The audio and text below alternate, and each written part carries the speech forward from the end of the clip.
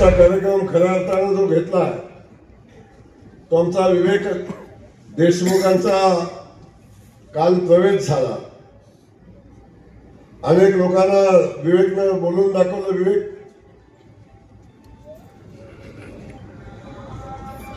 ही लोक एवढी असली आग लावतात ना, बिन काळीपेटीची आग लावतात। ते तुझ्यावर तर खूप छोटा आरोप केलाय की 15 लाख घेतले का निवडणुकीच्या ह्याच्यात प्रवेश घेतला मग काहीतरी सौदा झाला असेल। ज्यांनी आयुष्यभर सौदे केले त्या सौद्याच्या बाहेर ते जाणार कसे? त्यांचं आयुष्य सौदे करण्यात गेलं। ही माणसं वेगळं काय बोलू शकतात? विवेक जरी शरीरानं तिकडे गेला असला तरी मनानं कायम माझ्यासोबत होता, कायम आमच्या संघटनेसोबत होता। आणि आता प्रवेश ही फक्त औपचारिकता होती, ती आता पार पडलेली आहे। कारण विवेक माझ्याकडे आला, जेव्हा पहिल्यांदा विवेक माझ्याकडे आला तेव्हा विवेक सामान्य कार्यकर्ता म्हणून माझ्याकडे आला होता। आल्यावर माझ्यासोबत पंचायत समिती सदस्य झाला, माझ्यासोबत काम करत असताना तो काँग्रेस पक्षाचा तालुकाध्यक्ष झाला, त्याच वेळी तो गावचा सरपंच झाला, पक्षाचा नेता झाला। जेव्हा माझ्यासोबत होता सगळी पद्धत त्याच्या सोबत होती आणि त्याने सगळं कामाची पद्धतही त्यांनी बघितली होती। पण सरपंच झाल्यानंतर जेव्हा मी भारतीय जनता पक्षात गेलो तेव्हा विवेक काँग्रेस पक्षासोबत राहिला आणि पक्षासोबत राहिल्यानंतर ते लक्षात आलं की गावचा गाडा चालवत असताना आपल्या मागे पाठबळ असायला लागतं। गावाचा विकास काम करण्यासाठी आपल्या मागे मजबूत माणूस असायला लागतो, मजबूत आधार असायला लागतो। तो आधार तिथं नव्हता। किंबहुना ज्या लोकांनी त्याला ज्या आश्वासन देऊन नेलं त्यातलं एकही आश्वासन पूर्ण झालं नाही। गाव विकासापासून मागे राहायला लागलं आणि जेव्हा चळवळीतला कार्यकर्ता, विकासाचं काम करणारा कार्यकर्ता जेव्हा गावाचं विकासाचं होणारं नुकसान त्याच्या लक्षात आलं तेव्हा त्याने निर्णय घेतला, आता मला माझ्या गावाचा विकास करायचा असेल तर मला भारतीय जनता पक्षात जायला लागेल, मला जयकुमार गोरेंच्या सोबतच राहायला लागेल। ही भूमिका त्यांनी घेतली।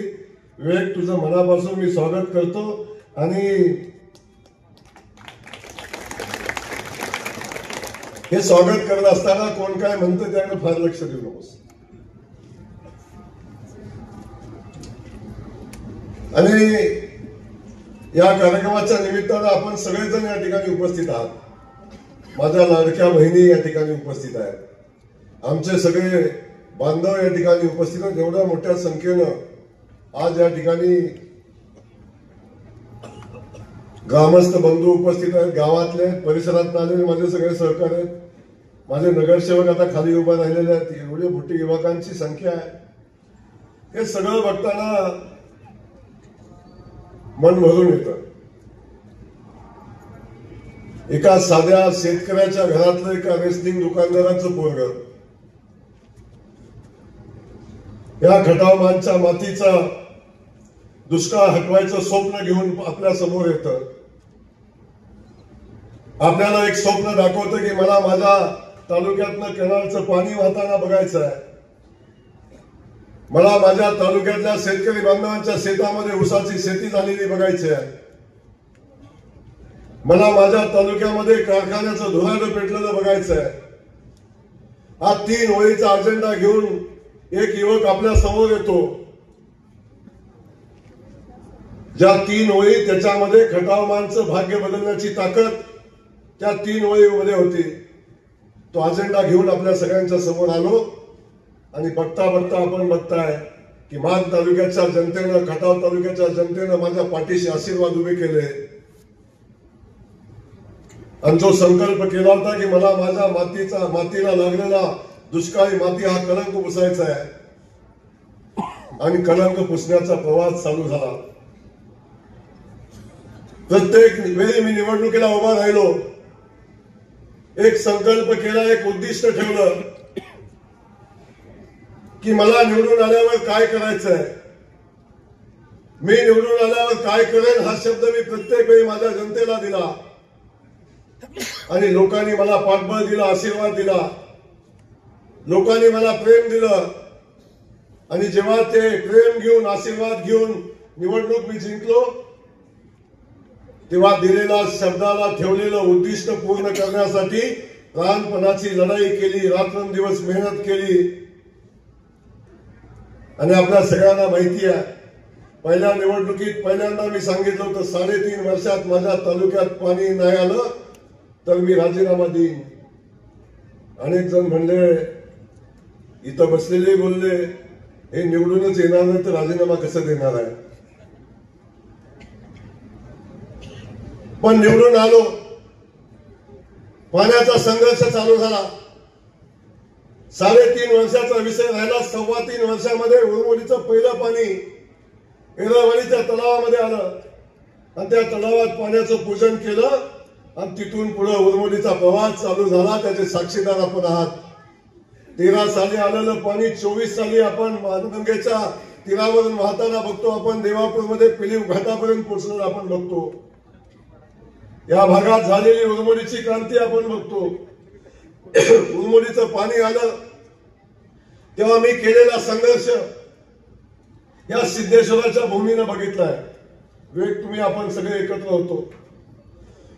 हे पाणी मान तालुक्याच्या मातीमध्ये पोहोचावं, खटाव तालुक्याच्या मातीमध्ये पोहोचावं, रात्रंदिवस मेहनत केली. असा मला वाटतं महाराष्ट्रातला एकमेव आमदार असेल की जो कॅनॉलवर रात्रंदिवस कॅनॉलवर कामाची पाहणी करत, कामाच्या अडचणी सोडवत रात्रंदिवस कॅनॉलवर फिरत होता. सिद्धेश्वर कुरवलीमध्ये तर मला वाटतं आम्ही 15-20 दिवस आम्ही एक प्रश्न सोडवण्यासाठी लढाई करत होतो. 2-3 महिन्याची होती, पण शेवटच्या टप्प्यातली लढाई आम्ही करत होतो. एक विहीर वाचवण्यासाठी खूप मोठा संघर्ष झाला. आम्हाला मोठा पूल बांधायला लागला. आम्ही पूलही बांधला आणि पूल बांधून आम्ही स्टीलचा पूल तयार केला आणि त्याच्यावरनं पाणी घेऊन गेलो. अनेकांनी सांगितलं पत्र्यावरनं पाणी आणलं, हे काय पाणी आहे का. पण संकल्प पूर्तीच्या दृष्टीनं पुढे जात असताना आलेल्या प्रत्येक अडचणीवर मात करत आम्ही पुढे गेलो. आता उरमोडीचं पाणी आपल्या शिवारात वाहताना आपण बघतोय. उरमोडीचं पाणी प्रत्येक गावागावामध्ये पोहोचलं आणि ते प्रोजेक्ट कंप्लीट झाला. त्याच्यानंतर तारीचं पाणी आलं. ते पाणी शेतकऱ्यांच्या बांधापर्यंत पोहोचलं, मायनीपर्यंत पोहोचलं, धोंडेवाडीपर्यंत पोहोचलं, कातरगडाच्या पलीकडे सगळ्या भागामध्ये ते पाणी पोहोचलं. तारीचं पाणी पुढं मान तालुक्यामध्ये वळईपासूनच्या खालच्या सगळ्या भागामध्ये तारीचं पाणी पोहोचलं. तारीचा प्रोजेक्ट पूर्ण झाला. ज्या दिवशी उरमोडीचं पाणी आम्ही किरक्षाच्या भोगऱ्यातनं पूजन केलं त्या दिवशी शपथ घेतली होती की आज उरमोडीच्या पाण्याचं पूजन केलंय. जोपर्यंत मी झिहे कटापूरचं पाणी माझ्या मातीत घेऊन येणार नाही तोपर्यंत बांधलेला फेटा काढून ठेवला आणि शपथ घेतली की तोपर्यंत मी पुन्हा फेटा बांधणार नाही. मागच्या निवडणुकीमध्ये आपण बघितलं असेल, 14च्या निवडणुकीमध्ये आपण नवा संकल्प केला. उरमोडीची जी योजना ती पुढे घेऊन पाणी मान खटावच्या भागामध्ये पाणी आम्ही देऊ, ते पुढे पाणी नेलं. झिहे कटापूरच्या योजनेसंदर्भात आपण संकल्प केला. पाठीमागच्या निवडणुकीत मी सांगितलं झिहे कटापूरचं पाणी आल्याशिवाय इथून पुढची निवडणूक लढणार नाही. हा संकल्प त्यावेळी केला होता. परमेश्वर सिद्धेश्वर माझ्या पाठीशी उभा राहिला. आपण सगळ्यांनी बघितलं झिहे कटापूरचं पाणी आता आंधळी धरणामध्ये आलं, नेर तलावामध्ये आलं, येरा नदीमध्ये आलं, मानगंगेमध्ये आलं. भरभरून नद्या दोन्ही नद्या रुटडी भरून व्हायला लागल्या. अनेकांनी शंका उपलब्ध केली, म्हणे हे पाणी पावसाचं आहे का. पाऊस थांबला तरी 1.5 महिना पाणी वाहत होतं. पाऊस पडला नव्हता तेव्हाही ते पाणी वाहत होतं. पण प्रत्येक वेळी विवेक शंका निर्माण करायचा ह्यांचा विषयच आहे. आजपर्यंत यांनी कधी कुठल्या कामाचं कौतुक केलं नाही, पण मला मनापासूनचा आनंद आहे. आज आमची झिहे कटापूरची योजना कंप्लीट झाली. जी मूळ योजना होती, आम्ही नव्याने एक योजना तयार केली. नदीत पाणी येत होतं पण आमच्या शेतकऱ्यांच्या बांधापर्यंत जात नव्हतं. ती योजना आम्ही तयार केली आणि ती योजना अंतिम टप्प्यामध्ये आहे. मी हे आपल्याला का सांगतोय, निवडणुकीला का उभं राहायचं असतं. आपण निवडणुकीला उभा राहत असताना आपण का निवडणुकीला उभा राहतोय हे आपल्या जनतेच्या समोर सांगायचं असतं. आणि निवडणुकीचा कालखंड संपल्यावर तुम्ही काय केलं हे जनतेसमोर घेऊन जायचं असतं. प्रत्येक वेळी नवा संकल्प केला होता. पाठीमागच्या निवडणुकीच्या वेळी येळगावकर साहेब इथं बसले.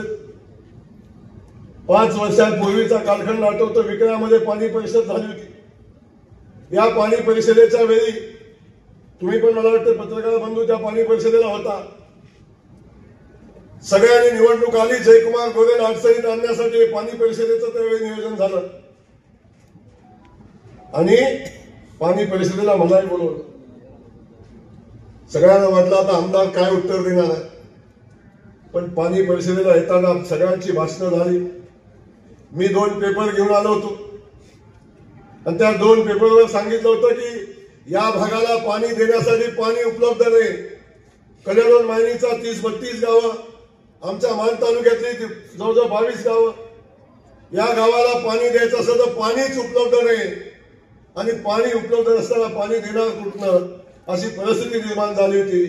तेव्हा मी भारतीय जनता पक्षामध्ये प्रवेश करताना आदरणीय देवेंद्र फडणवीस साहेबांना मी सांगितलं होतं, साहेब मी आपल्या सोबत येतोय, मी फक्त माझ्या मान खटावच्या मातीचा दुष्काळी कलंक पुसावा म्हणून आपल्या सोबत येतोय.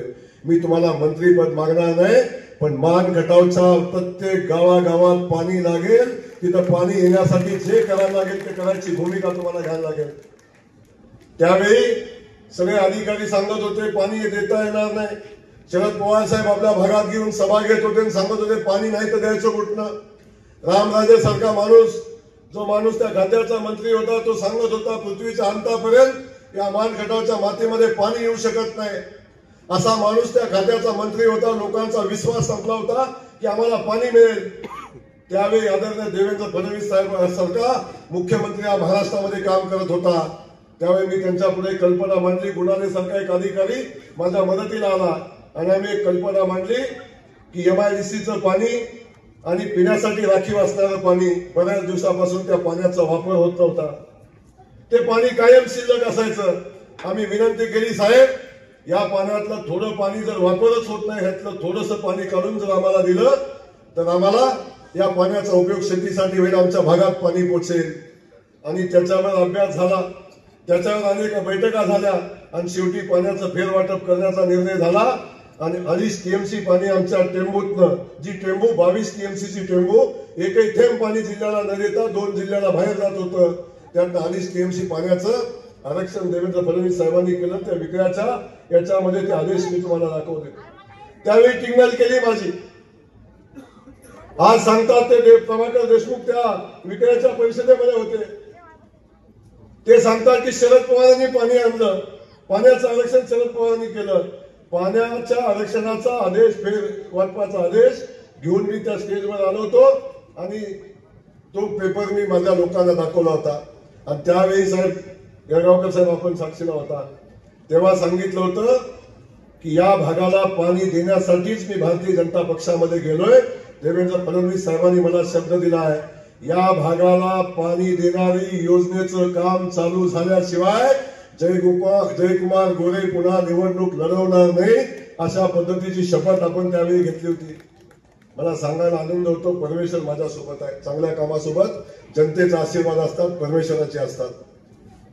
योगायोग बघा, टेंडर पण झालं, सरकार होतं, झालंच नसतं, आघाडीचं सरकार होतं तेव्हा, सरकार बदललं, पाण्याचं फेरवाटप झालं, टेंडर झालं, वर्क ऑर्डर झाली, पाण्याचं भूमिपूजन, पाण्याचं योजनेचं भूमिपूजन झालं. ते माझ्या निवडणुकीच्या अगोदर झालं, आचारसंहिता लागायच्या आधी 8 दिवस झालं. आज 750 कोटी रुपयाची 52 गावाला पाणी देणारी पाण्याची योजनेचं काम एका वेळी 47 गावात चालू झालंय आणि वेगानं काम चालू आहे. 1.25 ते 1.5 वर्षाच्या आत त्या 52 गावांना पाणी देणारी टेंबूची योजना आहे, त्याचं काम पूर्ण होईल आणि 1.5 वर्षामध्ये माझ्या 52 गावांना बारमाही पाणी, त्या भागातल्या कलेडोन माहिनीतल्या गावांना बारमाही पाणी मिळेल. ती योजना मंजूर पण झाली, काम चालू झालं. आता खटाव तालुक्यातला विषय तुम्हाला सांगतो. त्या भागातले पाण्याचं काम कंप्लीट झालं, तारेचं काम कंप्लीट झालं. आता या भागातलं पाणी देणारी उरमोडीचं काम कंप्लीट झालं. आता माझ्यासाठी खटाव तालुका 100% दुष्काळ मुक्त करण्यासाठी माझं आता शेवटचं काम राहिलंय. शेवटचं काम औंधसह 21 गावांचा पाण्याचा प्रश्न. ज्या दिवशी या 21 गावांचा पाण्याचा प्रश्न सुटेल, ज्या दिवशी या 21 गावांचा पाण्याचा प्रश्न सुटेल, त्या माझ्या खटाव तालुक्याला दुष्काळी तालुका म्हणून लागलेला कलंक पुसला जाईल आणि त्या दुष्काळी कलंक पुसण्याची लढाईतली अंतिम लढाई, शेवटची लढाई आता माझी औंधच्या 21 गावांची आहे. मी आज या ठिकाणी आपल्याला सांगेन, ही लढाई माझी अगोदरच संपली असती. 2013 सालचा औंधच्या उपोषणाचा दिवस आपण आठवा. औंधला पाण्याचं उपोषण झालं होतं. त्यावेळी पृथ्वीराज बाबा मुख्यमंत्री होते. मी नुकताच आमदार झालो होतो. 2-3 वर्ष झाली होती मला आमदार, नौका आमदार होतो. आणि हे उपोषण झाल्यावर आदरणीय पृथ्वीराज बाबांच्या सोबत इथल्या माझ्या सहकाऱ्यांची बैठक आम्ही घेतली या पाण्यासंदर्भात. वेळ मला वाटतं त्या बैठकीला तुम्ही होता. ती बैठक आम्ही घेतली. यातली बरीच लोक त्या बैठकीला होती. बैठक घेतली त्यावेळी अधिकाऱ्यांनी सांगितलं, या भागाला पाणी द्यायचं असलं तर या भागाला पाणी उपलब्ध नाही, या गावाला पाणी उपलब्ध नाही. अगदी तुम्हाला उरमोडीत द्यायचं म्हणलं तरी त्याला या योजनेला राज्यपालाची मान्यता घ्यायला लागेल आणि राज्यपालाच्या मान्यतेशिवाय ही योजना पुढे जाणार नाही. आम्ही राज्यपालाची भेट घेतली. राज्यपालांनी सांगितलं की मी आधी अभ्यास करतो, अधिकाऱ्यांना सोबत घेऊन आपण बैठक घेऊ. बैठकीची तारीख निश्चित केली. त्याचं पत्र घेऊन, मुख्यमंत्र्यांचं पत्र घेऊन, वेग तू माझ्या गाडीत होता, बहुतेक अजून माझे सहकारी गाडीत होते. रात्री 3 वाजता आम्ही मुंबईतनं घरी पोहोचलो. आणि 3 वाजता घरी पोहोचल्यावर उपोषणकर्त्यांच्या सोबत जायचं, त्यांना आश्वासित करायचं, त्यांना सांगायचं मुख्यमंत्री आणि राज्यपाल तुमच्या योजनेसाठी बैठक घेत आहेत आणि या योजनेवर मार्ग काढतायत हे सांगण्यासाठी आम्ही आलो.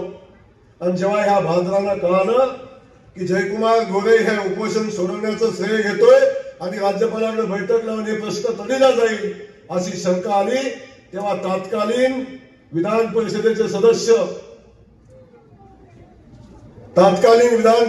सदस्य आणि आताचे विधानसभेचे उमेदवार सन्माननीय प्रभाकर घारगे आणि अनिल देसाई, ही 2 लोक शक्यतो कधी 11च्या आत उठत नाही.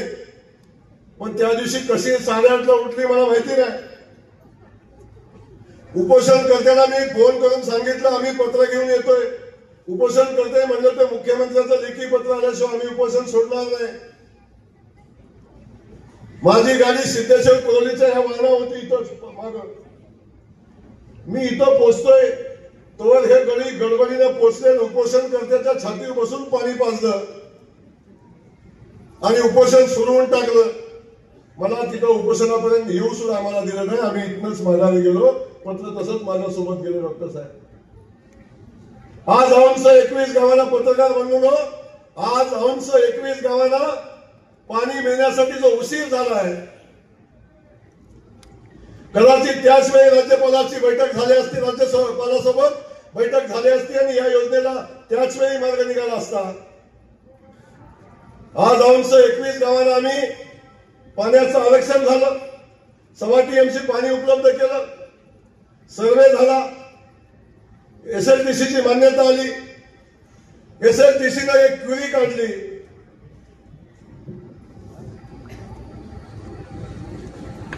SLTCने एक क्वेरी काढली. याच्यामध्ये काय काढली की या योजनेला राज्यपालाची मान्यता घ्यायला लागेल, कारण ही योजना एकदम नवीन आहे आणि नवीन योजनेला राज्यपालाची मान्यता घ्यायला लागते.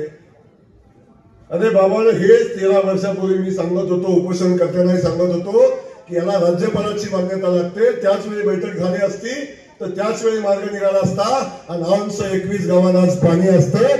इथला शेतकरी सुजलाम सुफलाम झाला असता. जसं उर्वरीचं पाणी वाहतंय तसं या भागात पाणी असतं. या योजनेला 10 वर्ष उशीर होण्याचं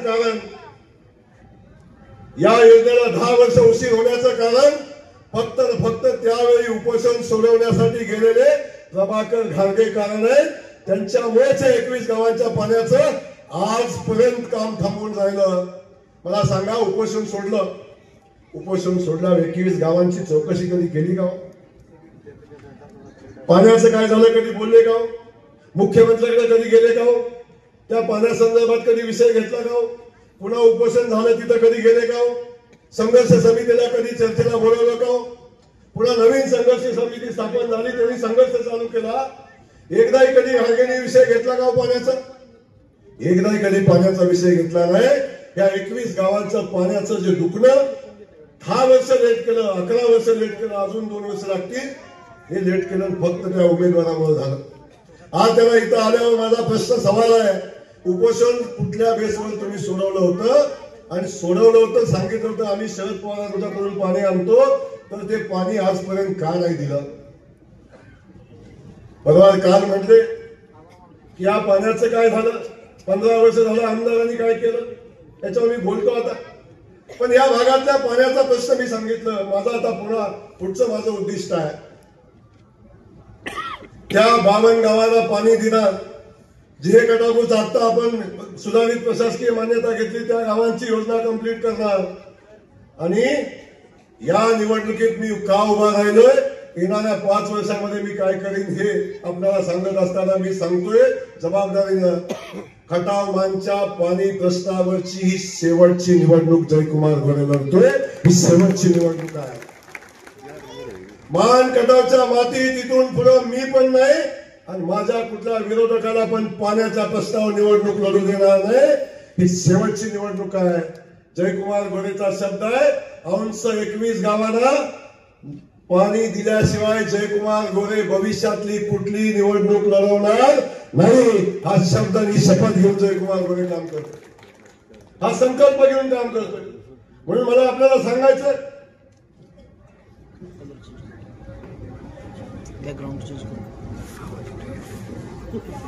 म्हणून मला आपल्याला या निमित्तानं सांगायचं की हे सगळं करत असताना मी प्रत्येक वेळी एक संकल्प करून निवडणुकीला सामोरं गेलो। 5 वर्षामध्ये मी काय करणार आहे सांगून पुढे गेलो आणि जो उद्दिष्ट ठेवलं होतं, जो शब्द दिला होता, तो शब्दाच्या पूर्तीसाठी प्राणपणाची लढाई करत राहिलो। अजून 3 वर्षाचा कालखंड आहे, लिहून ठेवा पत्रकार बांधवांनो, 3 वर्षाचा कालखंड आहे। या 3 वर्षामध्ये माझ्या मान खटावच्या मातीला दुष्काळी माती म्हणून लागलेला कलंक हा जयकुमार गोरे पुसून दाखवेल। एकही गाव, फक्त डोंगरावरची 2 गाव, खटाव तालुक्यातलं एकही गाव राहणार नाही। मान तालुक्यातली डोंगरावरची 2च गावं, श्री पालवण आणि वाळुगड सोडलं तर माझ्या मतदारसंघातलं एकही गाव, ज्या गावाला पाणी पोचलं नाही असं गाव शोधून सापडणार नाही, असं गाव शिल्लक राहणार नाही, हा संकल्प करून मी निवडणूक लढतोय। आज सिद्धेश्वर कुरवलीमध्ये आलो, आमच्या विवेकनं सांगितलं, आमच्या सिद्धेश्वर कुरवलीला येणारा नेरचा उजवा डावा कालवा, त्या कालव्याचं काम आजपर्यंत पूर्ण झालं नाही। सिद्धेश्वर कुरवलीला पुरेसं पाणी येत नाही, धकटवाडीला येतं, आम्ही संघर्ष करून या भागात पाणी आणलं।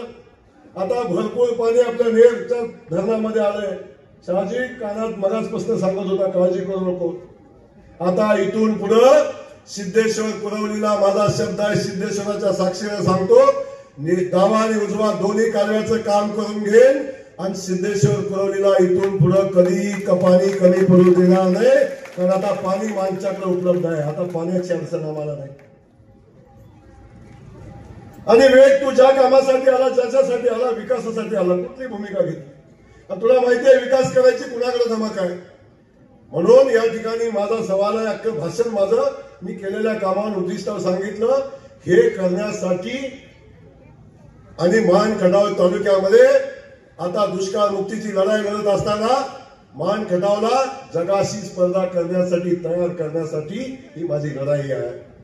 मान खटावच्या मातीत MIDC उभी करण्याची माझी लढाई आहे। MIDC मंजूर झाली, आता ही MIDC प्रधानमंत्री गतिशक्ती योजनेमध्ये समावेश करून पश्चिम महाराष्ट्रातली नव्हे, महाराष्ट्रातली सगळ्यात मोठी MIDC मी माझ्या मान खटावच्या मातीत उभा करण्याचा संकल्प केलेला आहे। त्या संकल्पाच्या पूर्तीसाठी ही निवडणूक मी लढवतोय। माझा सवाल आहे या इथून, मला सवाल आहे माझ्या विरोधकांना, आता तुम्ही निवडणूक का लढताय या प्रश्नाचं उत्तर मला द्या। कोणतरी मला दुपारी भेटलं, आधी अनेकदा माझा अविनाश होता, बाकी सगळ्यांशी माझी चर्चा झाली, म्हणजे पुढचा उमेदवार खासगीत काय म्हणतोय, मला माहिती आहे मी ही निवडणूक जिंकणार नाही।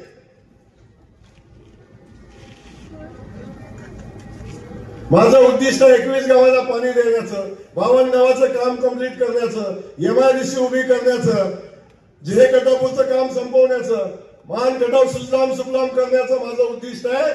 समोरच्या उमेदवाराचं उद्दिष्ट काय माहिती आहे तुम्हाला? काय 2029 ला खटाव तालुका वेगळा होणार आहे आणि खटाव तालुका वेगळा झाल्यावर माझ्या जावयाला मला आमदार करायचंय आणि माझ्या जावयाला आमदार करायचं असेल तर मला माझा गट टिकवायला पाहिजे, मला माझी माणसं टिकवायला पाहिजेत. मला माहितीये आता मी निवडणूक जिंकणार नाही, पण माझ्या जावयासाठी मला ग्राउंड तयार करायचंय म्हणून मी निवडणूक लढतोय. केवढं मोठं उद्दिष्ट समोर आहे बघा, केवढं मोठं उद्दिष्ट समोर आहे. काय उद्दिष्ट आहे? 29 साली खटाव तालुका वेगळा होतोय आणि वेगळा झाल्यावर माझ्या जावयाला आमदार करायचंय म्हणून मी ही निवडणूक लढतोय. औंधला पाणी देण्यासाठी नाही, एमआयडीसी उभी करण्यासाठी नाही, मायनीचं पाण्याची योजना कंप्लीट करण्यासाठी नाही. काय वादळ सांगता बघा, उद्दिष्ट तर काय आहे. म्हणे आमदार जयकुमार गोरेनं 15 वर्षात काय केलं? म्हणे मी साखर कारखाना उभा केला. माझा सवाल आहे की नाही या स्टेजवर? अरे मी आमदार व्हायच्या आधी 10 वर्ष तुम्हाला कारखान्याचं लायसन होतं आणि मी आमदार झाल्यावर पण 8 वर्ष लागली तुम्हाला कारखाना उभा करायला. मला सांगा, मग मी आमदार व्हायच्या अगोदर 10 वर्ष तुमच्याकडे लायसन होतं तर काय साखर कारखाना काढला नाही हो? साखर कारखाना कधी काढला? जेव्हा आमदार जयकुमार गोरेनं उरमोडीचं पाणी इथं आणलं आणि या शिवारात उरमोडीचं पाणी शेतकऱ्याच्या बांधावर गेलं, शेतकऱ्यांनी ऊस लावला म्हणून तो कारखाना काढला. जर जयकुमार गोरेनं उरमोडीचं पाणी आणलं नसतं तर प्रभाकर घागे आपण कारखाना उभा करू शकला नसता. तो कारखाना या फकड्यामुळे झालाय, माझ्या उरमोडीच्या पाण्यामुळे झालाय, नाही तर तुम्ही कारखाना उभा केला नसता, करू शकत नव्हता. आणि आपण सांगता आम्ही कारखाना उभा केला. काय केलं कारखाना उभा करून? काय केलं कारखाना उभा करून? समोर तुलना करताना मी बघतोय पोस्ट त्यांच्या म्हणे हे बीएससी अग्री आहेत, उच्च शिक्षित आहेत. बीएससी अग्री झालेले उमेदवार आहेत, उच्च शिक्षित आहेत. बीएससी अग्रीचं शिक्षण घेतल्यावर शेती सुधारण्यासाठी शिक्षण असतं ना, बरोबर ना? या वादळाने असं शिक्षण घेऊन आला की शेतकऱ्याच्या शेतातला ऊस कारखान्यावर गेला की काटा मारायचं शिक्षण घेऊन आला.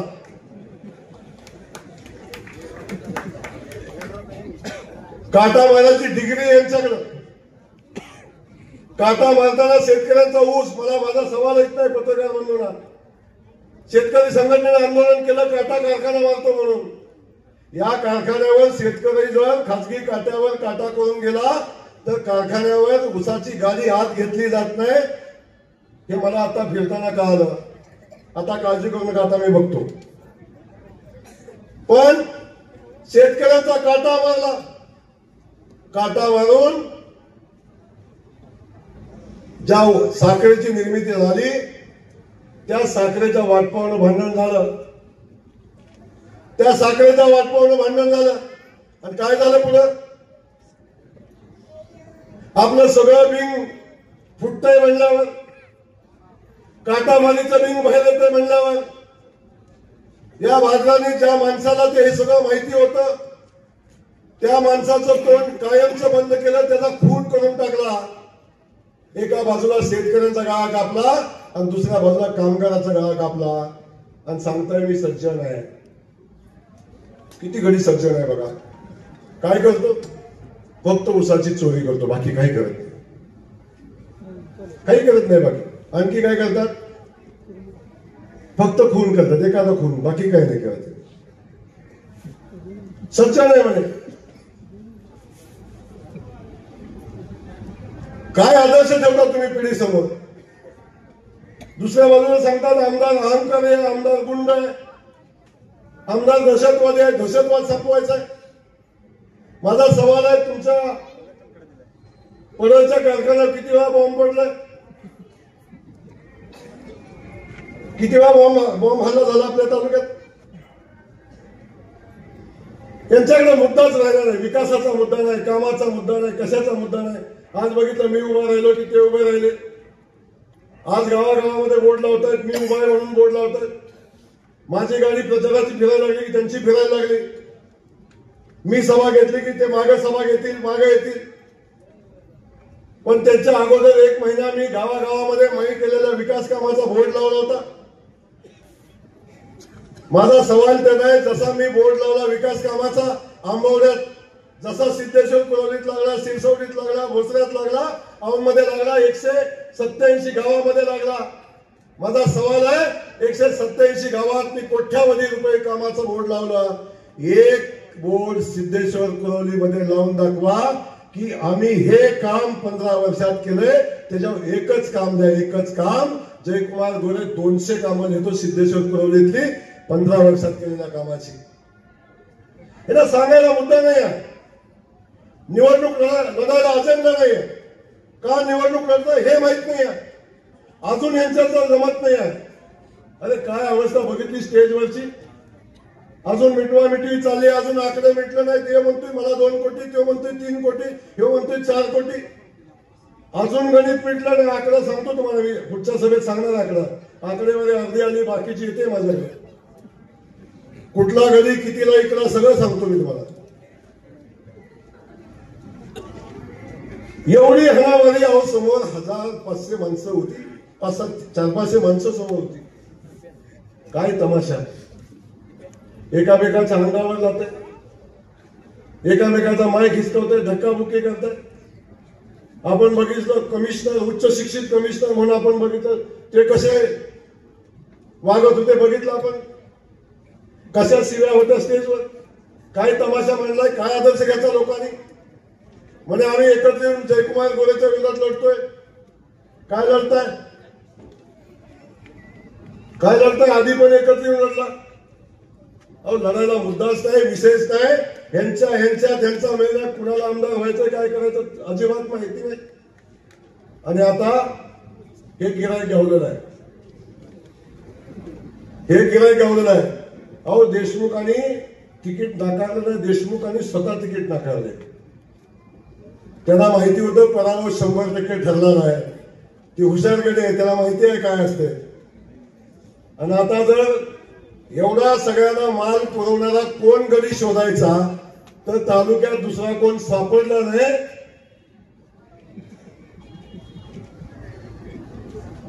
प्रभाकर घांगे नावाचं गिराईक सापडलं. आता सगळ्या वाटण्या झाल्या, वाटण्या संपतच नाही. तो माझा प्रचार संपून गेलाय. निवडणूक ही फार पुढे गेलेली आहे. मी तुम्हाला परवा सांगितलं, खूप पुढे गेलेली ही निवडणूक आहे. त्यामुळे अजून यांचा वाद चालू आहे. अख्ख्या महाराष्ट्राने यांचा तमाशा बघितला. अख्ख्या महाराष्ट्राने सगळ्या राष्ट्रीय चॅनलवर यांचा तमाशा चालला होता. काय आदर्श घेणारी लोक, काय आदर्श घेणारी पिढी. हे उमेदवार सांगतात मी खूप सज्जन आहे, उच्च शिक्षित आहे, काय आदर्श घेणार. आणि या उमेदवाराकडे कुठलं काम घेऊन जाणार. परिस्थिती एक काम होत नाही त्यांच्याकडून. मला या स्टेजवरनं माझा सवाल आहे, जयकुमार गोरेंनी पिढ्या बिघडवल्या म्हणून हे सांगतात. आता कुणी पिढ्या बिघडवल्या याचं उत्तर मला पाहिजे. हे उमेदवार तुम्ही बघितलं ना कसे आहे. हा जयकुमार गोरे तुमच्या समोर उभा आहे.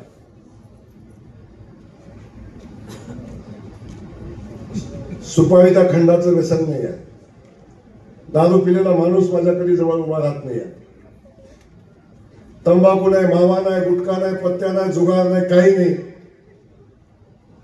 आणि 15 वर्ष माझी जनता याचं साक्षीला आहे. सकाळी 5:30ला जयकुमार गोरे उठतो, 6:15 जिम मध्ये जातो. 1.5 तास मेहनत करून अंगावरचा घाम गळत असताना खाली आलेला येऊन लोकांना भेटतो. सरपंच खराय का, लोणीचे सरपंच. घाम गाळत मी लोकांना भेटतो, आलेल्या लोकांना भेटतच असतो. आणि माझ्या अंगावरनं गळत असलेल्या घामाकडे बघून अनेक युवकांना प्रेरणा मिळते की आमचा आमदार व्यायाम करतो, आमचा आमदार तंदुरुस्त आहे, मला सुद्धा व्यायाम करायला पाहिजे. अनेकांनी माझ्या व्यायामाचं अनुकरण केलं आणि जिम चालू केली. आता समोरच्या उमेदवाराचा आदर्श काय घ्यायचा तुम्ही जरा सांगा बरं मला. 11 वाजता गाडी उठतो, 2 वाजता चंद्रयानाची मोहीम चालू होते, 2 वाजता चंद्रयान निघतं, कुठला तरी सचिव गाठतात, कुठल्या तरी चेअरमनला 2 किलो आणायला सांगतात, आणि जी मोहीम चालू होते दुपारी 2 वाजता ती रात्री 11-12 वाजेपर्यंत चालते. तेव्हा ते चंद्रयान 12 वाजता रात्री चंद्रावर पोचतं. आणि चंद्रावर पोचलेलं चंद्रयान पुन्हा खाली यायला उतरायला सकाळी 11 वाजतात परत. काय आदर्श समाजासमोर ठेवणार हो. किती पुढाऱ्यांच्या पिढ्या बिघडवल्या, किती जणांच्या किडन्या बाद केल्या, किती जणांचे संसार उद्ध्वस्त केले, किती जणांच्या बायका आजही शिव्या देतात, शाप देतात. काय अवस्था आहे हो. काय आदर्श घ्यायचा यांच्याकडून. जयकुमार गोरेकडून आदर्श घेतला ना, जिम करायचा, व्यायाम करायचा, निर्व्यसनी राहायचं. आणि माझ्या गाडीत एखादा तंबाखू खाऊन बसला ना, तंबाखू बसतच नाही मला, तंबाखू खाऊन बसला तर थुकायला कधी काच खाली नाही येत आहे, 8 टाकेल पण बाहेर नाही. यांचा आदर्श काय. 2 वाजल्यापासून गडीची तुंबा उघडून बसतो ती रात्री 12 वाजेपर्यंत. काय नाही, अगदी सज्जन माणूस आहे, फक्त थोडीशी दारू पितो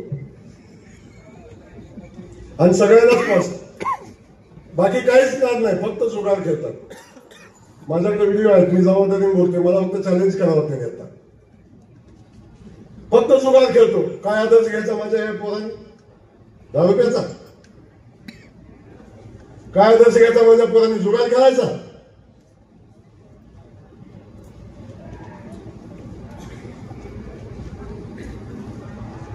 हो, रात्रंदिवस मेहनत करून लोकांची सेवा करायला लागते, तेव्हा संघटन उभं राहतं, लोकांच्या हाकेला उभं राहायला लागतं. आणि हा जयकुमार गोरे रात्री 2 वाजता, 3 वाजता, 1 वाजता कधी फोन करा, कसली अडचण सांगा, दवाखान्याची सांगा, पोलीस स्टेशनची सांगा, ऍक्सिडेंटची सांगा. मला सांगा, कधीतरी तुमच्याच कुणाचं एखादं संकट आलं, दवाखान्यात, सातारला दवाखान्यात जायचंय, फोन करायचंय, ऍडमिट करून घ्यायचंय. माणूस कुणाला फोन करतो, म्हणता आमदाराची ओळख असेल, आमदाराला फोन लावतात. बापू खरं ना. अरे रात्री 2 वाजता फोन केला तर जयकुमार गोरे फोन उचलतो आणि प्रश्न सोडवतो. मला सांगा, ह्यांना कुठं फोन करायचा. त्यांचं चंद्रयान जो चंद्रावर पोचलंय त्यांना फोन कुठं करायचा. काय म्हणायचं, कुणाला फोन करायला लागेल. चांद मामाला फोन कराल. चांद मामा आमच्याकडे आहे का तिकडं. असला तर दे जरा फोन, उठव, माझा ऍक्सिडेंट झाला, जरा मला मदत पाहिजे. कुणाला फोन करायचं, कुणाला काम सांगायचं. काय आदर्श घ्यायचा नव्या पिढीनं. आणि म्हणजे आमचा वाद झाला, पत्रकार तुम्ही होता, तुम्ही तेव्हा होता. मी बोलता बोलता याला असंच बोलून गेलो की गडी टाकतो म्हणून. मला म्हणलं, हो मी टाकतो काय, तुमच्या बापाची पितो काय. अरे म्हणलं, तू आमच्या बापाची नाही पेत, मी कुठं म्हणलंय तू सचिवाची पितोय. आम्ही काही म्हणलं नाही. तू तुझ्या बापाची प्या, तुमच्या नाही तर सचिवांची प्या, आमचं काही म्हणणं नाही. अरे पण तू पेना बाबा तिकडे गटरात पण आमच्या या पिढ्या का बाद करतोय. ह्यांना का पाचतोय रे, ह्यांना का पाचतोय. आमच्या का लोकांना पाचतोय. अनेक पुढाऱ्यांच्या, अनेक सरपंचाच्या, अनेक चेअरमनच्या बायका घरात त्यांचा नवरा ढुलत 12 वाजता येतोय. त्यांची अवस्था काय आहे हे कोण सांगणार. हा आदर्श मान खटावचा, हा आदर्श आमदार म्हणून असतात मान खटावचा.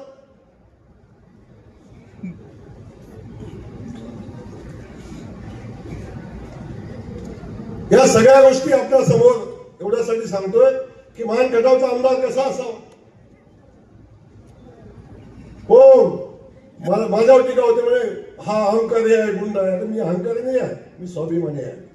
या मान खटावच्या मातीचा स्वाभिमानी सुपुत्र आहे आणि या मान खटावच्या मातीचा स्वाभिमान जपण्यासाठी वाटेल ते करतो. अरे जयकुमार गोरे काम करतो, मेहनत करतो, पक्षाचा विश्वास कमवतो. 1.5 महिना गेले यांना तिकीट मागायला, 1.5 महिना गेलं तिकीट आणायला, 2 महिना गेले यांचे. बारामतीचा पुढं लोटांगण, फलटणचा पुढं लोटांगण, फलटणचा कधी खुर्ची होऊन हे तिकीट मागाय पोत्याव खाली. देता का तिकीट, देता का तिकीट, देता का तिकीट. आणि हा स्वाभिमानी तुमचा मानखटावचा सुपुत्र कामानं विश्वासानं पक्षात स्वतःचं स्थान निर्माण केलं. कुठं तिकीट मागायला गेला नाही. भारतीय जनता पक्षाची पहिली यादी जाहीर झाली आणि त्या यादीमध्ये तुमच्या मानखटावच्या आमदाराचं नाव होतं. हा सन्मान मानखटावच्या मातीचा आहे. हा सन्मान मानखटावच्या मातीचा आहे. अरे तिकीट मिळून जाहीर झालं 15 दिवस, अजून बहादव्यातल्या सरकार लढाई चालली यांची.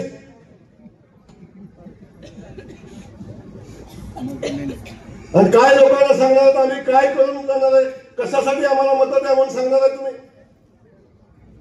कशासाठी मतं पाहिजे त्यांना? आता म्हणतात की मी पैसे देऊन मतं घेणार आहे. मला काय, अरे मानखटावची माती पैशाने विकत येत नाही रे. ही माणसं पैशाने नाही विकत घेता येते हे प्रेम. या मातीसाठी, या जनतेसाठी जीवाच्या आकांतानं प्राणपणाची लढाई केली. तेव्हा हे दुष्काळ मुक्तीकडे चाललेला आमचा मानखटाव आहे. आणि हे माझ्या ह्या बहिणींना दिसतंय, माझ्या ह्या बहिणींना दिसतंय, लाडक्या बहिणीला दिसतंय. भारतीय जनता पक्षाचं सरकार आमच्या पाठीशी आहे. मोदीजी माझ्या पाठीशी आहे, देवेंद्र फडणवीस माझ्या पाठीशी आहे, एकनाथ शिंदे साहेब माझ्या पाठीशी आहेत. आमचं सरकार आपल्या पाठीशी आहे. या मानखटावच्या मातीचा दुष्काळ हटवायची ताकद फक्त भारतीय जनता पक्षामध्ये आहे, नरेंद्र मोदींच्या मध्ये आहे, देवेंद्र फडणवीस साहेबांच्या मध्ये आहे. आणि अशा नेतृत्वासोबत मी काम करतो. हे कुणासोबत करतात का? बाकी जाऊ द्या, पत्रकार बंधूंना माझा एक सवाल आहे. जाऊ द्या, इथं बसला तुम्हाला सवाल आहे. घारगे कुठल्या पक्षात आहेत तेवढं सांगा मला. तेवढंच सांगा ते कुठल्या पक्षात आहे. त्या माणसा एवढा हुशार गडी आजपर्यंत मी बघितलाच नाही. काय कला आहे साला, काय सांगू तुम्हाला. आणि माझ्यासारख्या माझ्या माणसाची 3 वेळा विकेट काढली. पहिली विधान परिषदेची निवडणूक, पहिली विधान परिषदेची निवडणूक लढले त्यावेळी नुकतेच पृथ्वीराज बाबा मुख्यमंत्री झाले होते. त्यावेळी त्यांच्या विरोधात माझ्या भावाचा, इथं बसला माझा भाऊ, हा माझ्या मोठ्या भावाचा अर्ज होता. अर्ज बाद करायला जंग पछाडलं, बाद नाही करू शकले. त्यावेळी पृथ्वीराज बाबांनी विनंती केली, ह्या महाराजांना विनंती केली, सांगितलं की मी आताच मुख्यमंत्री झालोय, तू जर उमेदवार उभा केला तर माझ्यावरील आमच्या युतीचा विषय, आघाडीचा विषय होता. तेव्हा मी बिनविरोध केलं. तेव्हा माझ्या भावाचा अर्ज मागे घेतला. मला एक सांगा, जर आम्ही अर्ज मागे घेतला नसता तर तुम्हाला माहिती आहे गोरे काय चीज आहे ती. एकदा निवडणुकीला उतरलं की कसे असतात तुम्हाला माहिती आहे. पण त्यावेळी सन्मानाने अर्ज मागे घेतला म्हणून प्रभाकर घारगे बिनविरोध झाले. दुसऱ्या वेळी जिल्हा बँकेची निवडणूक लागली. विवेक तुम्ही होता. संतोष डॉक्टर उंबरनेच्या दादांचा अर्ज मागे घेतला आम्ही आणि त्याला जिल्हा बँकेला बिनविरोध केलं. हा उपकार आहे माझा त्यांच्यावर. पहिला उपकार, दुसरा उपकार. तिसऱ्या वेळी जिल्हा बँकेची निवडणूक लागली. हा बातम्या जेलमध्ये होता आणि जेलमध्ये असताना याच्या सोबत आता आहेत ना पुत्र भेटायला गेलो होता. हा जयकुमार गोरे गेलता भेटायला जेलमध्ये.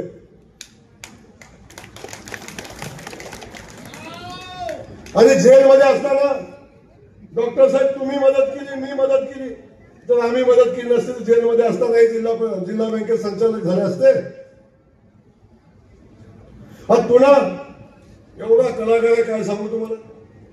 मार्केट कमिटीची निवडणूक लागली. येळगावकर साहेब लढवायची म्हणून असं माहोल तयार केलं आणि एकदम गडी गप बसला. म्हणलं काय झालं? नाही रामराजे म्हणतात असं नाही करून चालणार. हे कसं फोटो टाकायचं? मग ते असं म्हणतो ह्यांचा फोटो नको, तो म्हणतोय त्यांचा फोटो नको. म्हणलं ठीक आहे बाबा, तुझा एकट्याचाच लाव, आम्ही तुझं कार्य करते. ती मार्केट कमिटीची निवडणूक आम्ही लढली, जिंकले. कसं जिंकलो तुम्हाला माहिती आहे गाडगे साहेब? इथं सगळ्या लोकांना माहिती आहे ही निवडणूक आम्ही कशी जिंकलो. आणि जशी निवडणूक जिंकली तसं भाजराने येळगावकरांचा एक फोटो काढला, माझाही काढला, एकट्याचाच लावला. जय हिंद नावेत बसला नावाल्याचा कार्यक्रम. मार्केट कमिटी आमची देण आहे. असे अनेक विषय आपण बघितले असतील. आणि हा वादळ बघा, तिकीट नको म्हणला आणि सगळ्याला सर्व घेऊन पडला गेला आणि कवा पुढे निघाला आणि सगळ्यांचा कार्यक्रम लावला. त्या देशमुखाचा कार्यक्रम असा लावला, बाबा मला वाटलं देशमुख स्वाभिमानी आहे, पण त्याचंही अवघडच आहे देशमुखांचं, प्रभाकर देशमुखांचं. पुन्हा इथलं होईल गडबड. काय बघा, देशमुख समोर बसलाय, प्रभाकर देशमुख समोर बसतात आणि त्याला काय म्हणले, तू सोडून कोणी बी चालतोय. काय म्हणले, तू सोडून कोणी बी चालतोय. तिकीट कट झालं एवढं म्हणलं बी ती त्याच्यासोबत आहे, म्हणजे ते बी तसलंच आहे. हरकत नाही, पण मला सांगायचं एवढ्यासाठी आहे की हा माणूस पक्का बनेल आहे. त्याला सगळं माहिती आहे कसं करायचं असतं, काय करायचं असतं. पण आपल्या सगळ्यांना माझी विनंती आहे, ही लढाई जयकुमार गोरेची नाही, ही लढाई प्रभाकर घागेची नाही, ही लढाई मान खटावच्या मातीच्या दुष्काळ मुक्तीची लढाई आहे. ही लढाई मान खटावच्या मातीतल्या 21 गावाच्या पाण्याची लढाई आहे. ही लढाई मान खटाव मधल्या कलेडोल मायनी कुकुरवाडच्या 52 गावाच्या पाण्याची योजना पूर्ण करण्याची लढाई आहे. आणि ही लढाई मान खटाव मध्ये पश्चिम महाराष्ट्रातली सगळ्यात मोठी MIDC उभी करण्याची ही लढाई आहे. ही कुणाच्या अस्मितेची लढाई नाही, ही माझ्या मान खटावच्या मातीच्या अस्मितेची लढाई आहे. माझ्या शेतकरी बांधवांच्या डोक्यावर लागलेला दुष्काळी शिक्का पुसण्याची ही लढाई आहे. आणि ह्या लढाईत जावयापुरती मर्यादित ठेवू नका. ही लढाई जावयापुरती मर्यादित ठेवू नका. हे बारामतीचं दुकान चालवायला चालले. जयकुमार गोरे बारामतीला चुकला नाही, लढून बारामतीतनं पाणी आणलं म्हणून माझी लढाई. माझी पवार साहेबांची काही दुश्मनी आहे का? आहे काय दुश्मनी? बांधभाव आहे आमचा. फक्त जयकुमार गोरेनं मान खटावला पाणी मागितलं, संघर्ष केला, त्यांच्यासोबत लढाई केली म्हणून माझं त्यांचं जमत नाही, एवढंच आहे ना. मी म्हणलं असं 10 वेळा माझी दुश्मन झाली चालेल.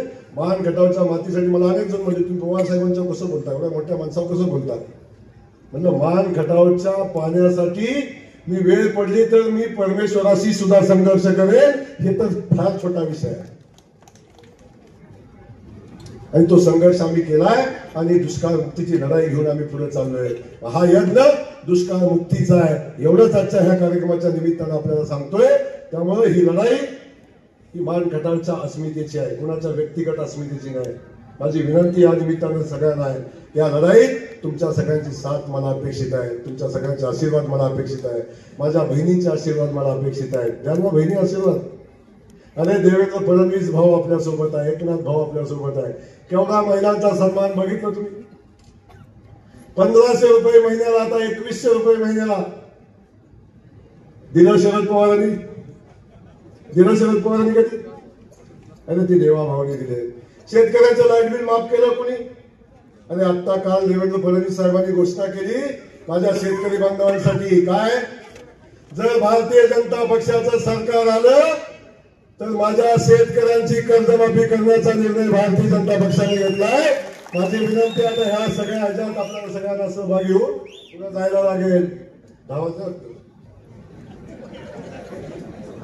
म्हणून माझी आपल्याला विनंती आहे, या लढाईत तुम्ही सगळ्यांनी मला साथ द्या.